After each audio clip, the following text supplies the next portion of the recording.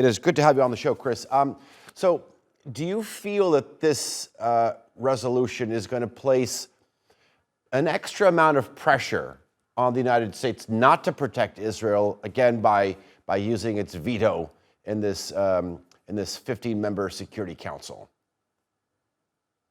What this attempt to get another resolution through the Security Council shows is that the Global South and many others are basically trying to put pressure on the United States in particular, but also others, including Britain, that abstained during the last vote, to get a resolution for a ceasefire.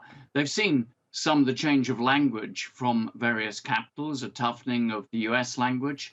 There's certainly been a toughening of the language from the UK and Germany, with the foreign ministers of both countries yesterday writing an op-ed, a joint op-ed in the Times of London, calling for what they termed a sustainable ceasefire. Now, that's not quite an immediate ceasefire that many people, including the UN Secretary General, has called for, but it certainly indicates a change of tone, and that we are hearing time and time again now many leaders saying that the fatality count is far too high, there have been too many civilians killed. That, of course, begs the question, what would have been an acceptable amount? Now, there is the possibility that those who have pushed forward the resolution again today have been given indications that perhaps certain countries will switch their votes. It won't exactly progress the debate if we get a very similar debate, voting record, and we got a couple of weeks ago when a resolution was last put forward. But I think the pressure is there. I think the pressure of the General Assembly vote that saw 153 states voting in favor for a ceasefire really just highlights how isolated those countries who aren't calling for it. Chris, it's difficult for me to understand. I mean, you made a reference to that General Assembly vote. I mean, there you had 153 countries, as you rightly point out, overwhelmingly vote for a ceasefire. And when you consider the fact that when you go to another conflict, like the Russia-Ukraine conflict, you had, I believe, 140 countries vote in favor of putting sanctions on Russia. This seems almost comical.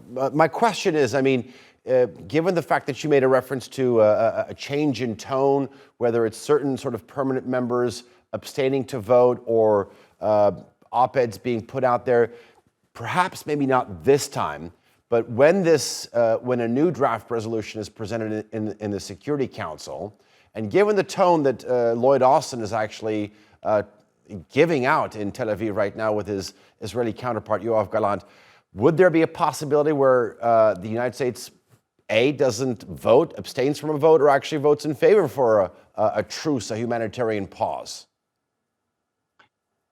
My understanding, it won't happen today, but we could be wrong on that. But it does build up that pressure, as you said, and I think that what we're more likely to see is the US getting some agreement from the Israelis that they are going to end the mass bombardment of the Gaza Strip, that there will be no longer this huge carpet bombing of this very small and overcrowded area. But instead, you will see more low-intensity military operations where they try to get the leaders of Hamas, those that have evaded them so far. That includes Sinwar, the head of Hamas, but also Mohammed Deif, who they believe orchestrated the 7th of October attacks. So they may allow those sorts of operations, special operations, mopping up operations, to go forward, but much less of the bombing. And that would lead to, obviously, a much lower fatality count. Also, if they're doing that, there is the chance that significantly larger amounts of aid could come in to the Gaza Strip.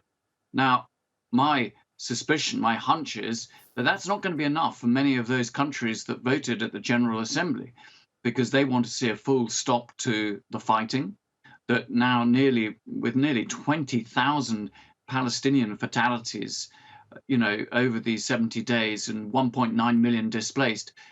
I think that most leaders, most countries, most states have concluded that this is absolutely enough.